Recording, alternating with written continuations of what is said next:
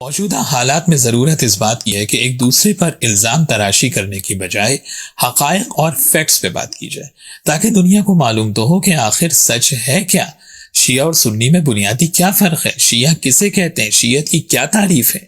یاد رکھیں، شیعہ وہ ہوتا ہے جو دین کو حدیث ثقلین کی روح سے فقط قرآن اور اہل بیت یعنی محمد و آل محمد علیہ السلام سے لیتا ہے۔ شہرستانی نے ملل و نحل میں شیعہ کی تعریف لکھی کہ شیعہ وہ ہیں جو نص قرآن اور رسول اللہ صلی اللہ علیہ وآلہ وسلم کی وصیت کے مطابق حضرت علی کو رسول کا خلیفہ بلا فصل مانتے ہیں، اور اس کے بعد انہی کی اولادوں میں معصوم اماموں کو دین کا وارث مانتے ہیں۔ شیعہ وہ ہیں جو دین کو فقط اہل بیت علیہ السلام سے لیتے ہیں ولا غیر، اور شیعوں کے علاوہ مسلمانوں کے جو دوسرے فرقے ہیں وہ اہل بیت علیہ السلام کے علاوہ سب سے دین کو لیتے ہیں۔ شیعہ کے دین کا منبع